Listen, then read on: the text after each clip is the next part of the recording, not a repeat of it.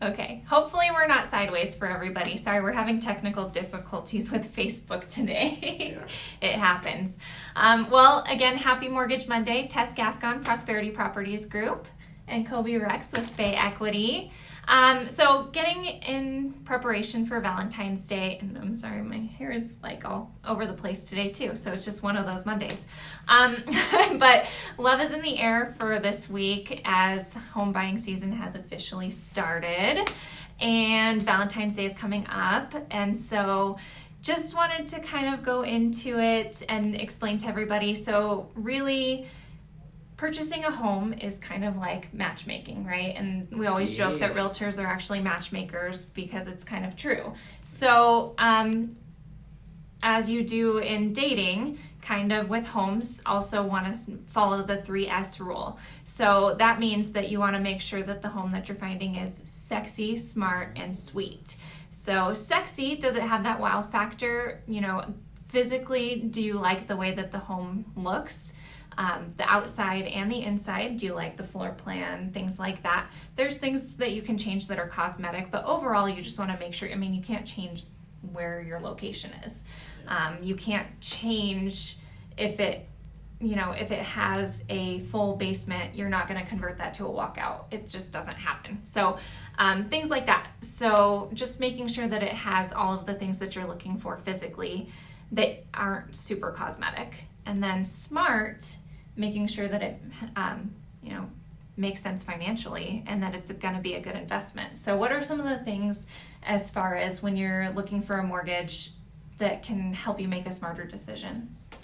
So building on our relationship analogy, us in the mortgage business have to play mom and dad most of the time.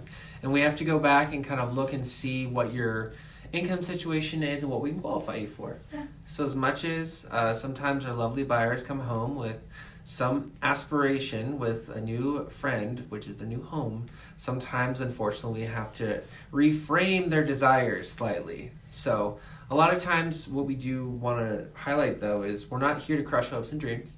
Many people think that's my lending job. It's not my job. I like loans closing. I get paid that way.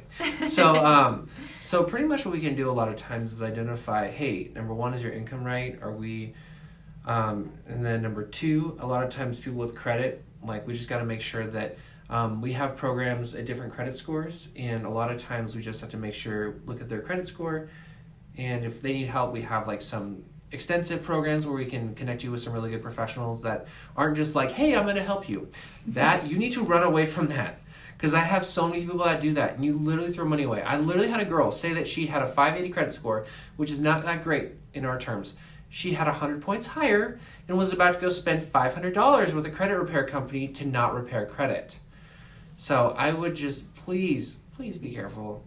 It's a lot of money you're going to spend on credit repair. It's about, I see most of the people that we work with, it's about $80 a month. But the ones we actually work with, they are going to give you a pull date, meaning that they will tell me if you follow the steps. And if they give you steps, follow them, because this stuff is crazy anyway. But when you're working with that, they can give me an exact pull date, and you come see us, and then you go shop for homes. It's pretty fun, actually. Yeah. So my big thing too is then, so I did income ratio, so we have to look at your payments. For your debts that you originally have, like if you got student loans, car loans, another house, credit card debt, I would still, before you go out and go pay off thousands of dollars in debt, if buying a house is something you're serious about, you need to talk to me, because that thousands of dollars could have been used for your down payment. And with the Pasco County Bond Program and CHAFA here in Colorado, we can get you into a house for between $3,000 to $7,000. So please do not go burn your tax return that you just got trying to pay off credit cards. Beyond that too, if they pay off the wrong ones, then it could not even affect their credit in a positive way, like they think it's going to, right? Yeah, everyone wants to pay off their student loans. That's not really going to help you a lot. It's not. I have all these people be like, I've got $25,000 in student loans. If you had $25,000 in credit cards, it'd be a very good conversation. But $25,000 in student loans, please do not go pay that off. We will find a way to make that work. So I would suggest talking. You can get my number from Tess. You can get my number here. Whatever you do, please just talk to us before you go and invest all that money, because like for me, I bought my house 2 years ago. In 2 years, I bought my first starter home. I'm now sitting on 50 grand of equity. Please, Good. I want the same thing for you. And I think that's one of the big things that I'm just seeing is a lot of people just... Your friends have a lot of opinions about a lot of things. But please, I'm not trying to just like put us in a bubble of like a halo of perfection.